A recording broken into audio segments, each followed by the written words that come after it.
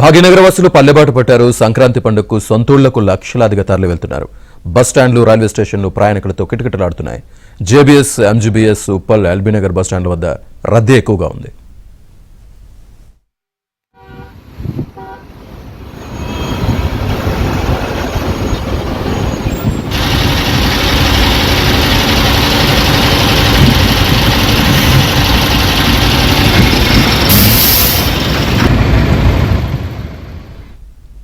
హైదరాబాద్ విజయవాడ జాతీయ రహదారిపై భారీగా ట్రాఫిక్ జామ్ అయింది. సంక్రాంతి పండుగకు సొంతూళ్లకు వెళ్తున్న వారి వాహనాలతో జాతీయ రహదారి నిండిపోయింది. పంతంగి, కొర్లపహాడ్, కీసర టోల్ ప్లాజా దగ్గర వాహనాలు బారులు తీరాయి. ఆగుతూ సాగుతూ నెమ్మదిగా వాహనాలు కదులుతున్నాయి.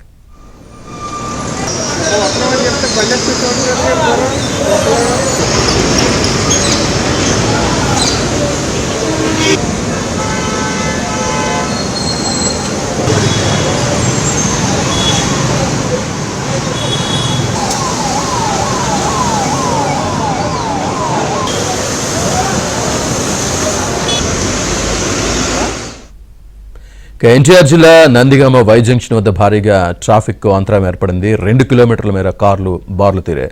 సంక్రాంతి సందర్భంగా హైదరాబాద్ నుంచి అధిక సంఖ్యలో వాహనాలు రావడంతో ట్రాఫిక్ నిలిచిపోయింది.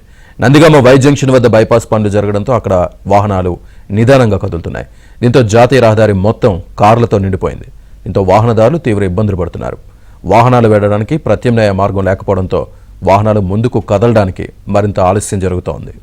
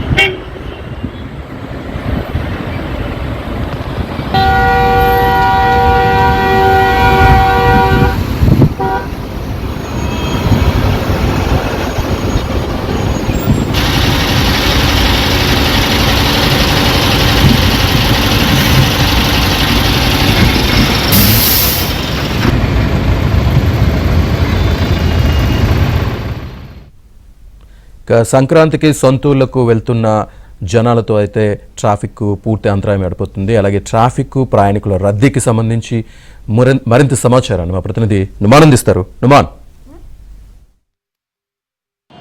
సంక్రాంతికి వస్తున్నామంటూ ఇటు హైదరాబాద్ నగరవాసులందరూ కూడా సొంతూళ్లకు పయనమవుతుండటంతో నగరంలోని రోడ్లన్నీ కూడా ఎక్కడికక్కడ కూడా ట్రాఫిక్తో కిక్కిరిసిపోతున్నాయి. ఇటు బస్టాండ్లు, రైల్వే స్టేషన్లతో పాటు NH65 ఇటు హైదరాబాద్ నుంచి విజయవాడకు వెళ్ళేటటువంటి రోడ్డు మార్గం అంతా కూడా ఎక్కడికక్కడ కూడా భారీగా ట్రాఫిక్ జామ్ అవుతున్నటువంటి సిచ్యువేషన్ అయితే కనిపిస్తుంది. సో ఇంకో 2 రోజుల పాటు కూడా ఇదే స్థాయిలో ఈ హైవే మీద ట్రాఫిక్ ఉండేటటువంటి అవకాశం అయితే మనకు కనిపిస్తుందని చెప్పొచ్చు.